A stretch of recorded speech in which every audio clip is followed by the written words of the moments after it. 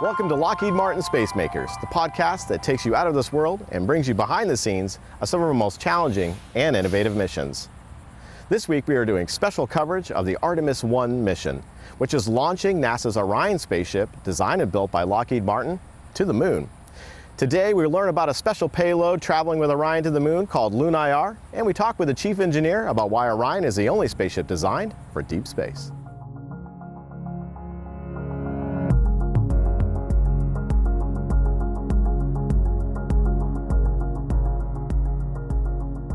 I'm Lauren Duda with Lockheed Martin Communications, and we're here with John Ricks, our LunIR program manager.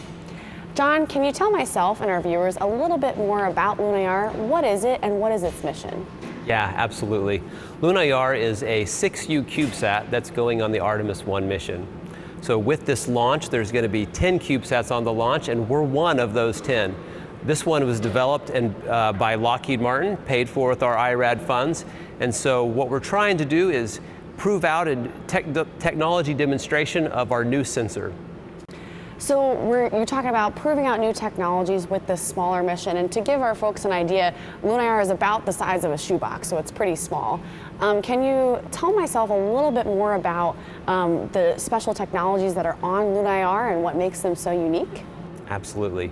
So the LunIR sensor is, the key piece is the micro cryocooler, which is a brand new cryocooler development that helps the sensor be cold enough to take the infrared images. And it is the smallest, lightest weight cryocooler ever flown in space. And so that demonstration of that new technology is really exciting. And then along with the cryocooler, we also have what's called an NBN focal plane that takes the infrared sensor images. And so that new sensor, that was developed by Lockheed Martin's Santa Barbara focal plane, and it's going to be demonstrated in space on this mission also. So those two new technologies are one of the main reasons we're flying the spacecraft. That's super exciting, and especially with infrared imaging. So this particular camera is special because it can map the moon in both day and night. Could you talk a little bit about that as well?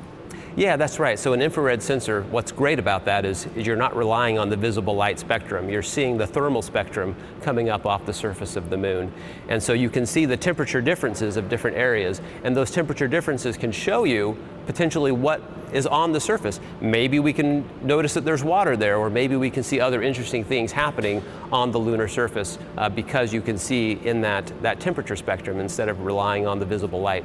Gotcha, that's super cool. And so new technologies like that, you know, we can prove them out on smaller missions. Can you talk a little bit about why, you know, these 10 secondary payloads that are riding along on Artemis 1 to space, like LunIR, why are, you know, smaller technology demonstration missions and secondary payloads like this so important for space exploration in its future? Yeah, so the great thing about these small spacecraft, these small payloads that we can do, is it's such a much smaller scope and much smaller budget that we can prove out new technologies, try out experiments of exploration without the giant budgets of some of the more full big programs, right? And so we can do lots of high risk, high reward type missions. You can lean forward and take some risks that you wouldn't take on a traditional mission, trying to prove out some of these new methods, these new technologies, these new approaches to solving problems. And if we succeed and return great things, that's wonderful. And even if we don't, we learn a ton in the process that can then carry forward to our future exploration missions. So we're really looking forward to understanding these technologies, seeing how they act in space, and then being able to leverage that onto future missions, whether future CubeSats, future small sats, or even future large-scale exploration missions. That's very exciting. And so my last question for you, speaking about all the things you'll learn, what are you most looking forward to learning from the LunIR mission? I think seeing this tech demo payload do its job is going to be great. I mean, if we can see the surface and see some signatures that might show water, that would be awesome. Even if we don't, just getting those thermal maps of the moon, that's going to be really, really cool. You know, we've never imaged the moon in the spectrum that LunIR is targeted for, so being able to see those first images coming back in this spectrum that we've never seen up close is going to be really exciting. That's wonderful. Well, I'm very much looking forward to it. I know you are as well, and thank you so much for teaching myself and our viewers a little bit more about LunIR today. It's been a pleasure.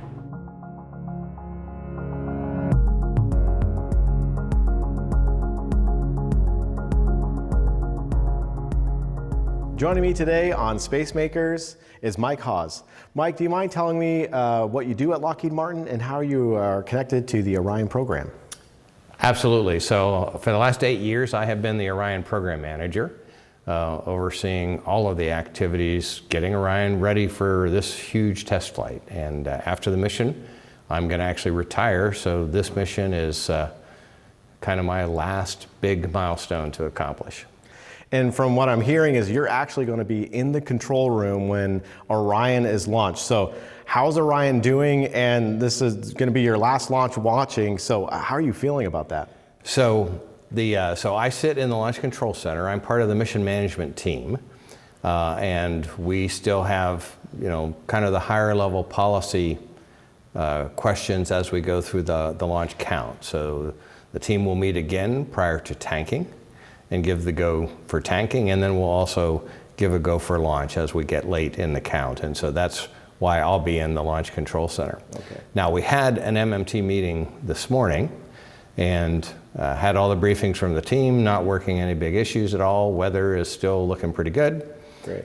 Since that time, Orion has actually been powered up. Okay. And the team is assessing that data and checking to see that everything's as we expect it. And we won't do any other activation steps probably until about 4 hours before launch. So, and as far as this mission, I am a kid of Apollo. And so getting us back to the moon has been something that has driven my whole career. So it's time, and I think I'm ready for it. Yeah, well, speaking of Apollo, what has Lockheed Martin learned from the Apollo and the shuttle programs that has helped design and build the Orion spaceship? So I'll give you a couple examples. Okay. One, the Apollo, a lot of people think Orion looks just like Apollo, so how is it different? The shape is right. The shape coming back from the moon, that's what you want, is that kind of gumdrop, blunt body shape. But everything about the way we design, manufacture, and assemble Orion is totally different. It's today's tools. It's all digital transformation based. Everything is digitally based. And so it's just a real difference. Now the capsule is larger as well, which gives us a capability to do 4 crew instead of 3, like Apollo did. And then for the shuttle, I take the example of, Lockheed for the whole life of the shuttle program built the external tank. And one of the techniques that we developed through the tank was something we called friction stir welding, which really makes perfect metal welds. And we have employed friction stir welding on our main pressure vessel, the crew module. And we actually have a requirement where the crew can survive for multiple days in their suits if the whole capsule loses pressure. Wow. But that friction stir welding is going to make sure that we're not losing pressure in Orion. That nothing happens there. Right. And this segues nicely into, Orion is the only spaceship in the world designed for deep space. So can you explain what that means and some of the technologies that enable that deep space capabilities? Well, and to me, it actually starts with what we were just talking about, that friction stir welding and the strength of that structure. I refer to it as you really have to start kind of from the bones of your structure. You can't just plug things on and say, hey, I'm a deep space spacecraft. And so we start from the very beginning with the structure, with the welding, and then it's a matter of all of our avionics. It's tested against high levels of radiation. It's got to be able to survive both high abort loads and the whole radiation environment, which is very different as you go out to the moon. We pass through the Van Allen radiation belts. On EFT-1, we actually saw a couple of the boxes take hits and recover. That's what they're designed to do. If they have single bit upsets, they recover. And so you're driven by a very, very different environment. This flight is going to give us multiple weeks in the lunar environment, so we're going to get a lot of data. Wow. Well, shifting gears a little bit, you have a lot of experience and wisdom as a senior engineer. I'm curious, what advice would you give to younger engineers who want to get into the space industry and maybe one day want to do what you're doing or become a chief engineer or something like that? What advice would you give them? So I followed a path that went down the engineering path. I was an aerospace engineer. I worked for NASA for 33 years before I joined the Lockheed Martin team. Wow. And so mostly, if you're really interested in the technical side of things, is going through that kind of engineering or science like physics, chemistry, those kind of sciences, can give you the foundation.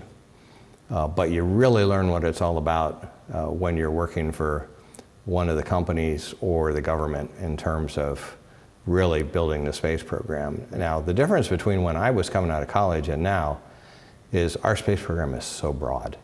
There are so many companies involved, so many different models of operating, from more of the traditional model like Orion to our space entrepreneurs and folks building small sats and just all kinds of things. So the spectrum of options for folks coming out of college right now is just great.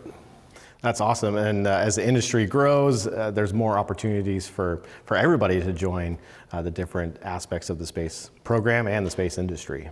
Absolutely. Yeah, that's exciting. Mike, thank you for joining Lockheed Martin Space Makers today. And folks, continue to follow us on our YouTube channel and wherever podcasts are found as we continue our Artemis 1 coverage.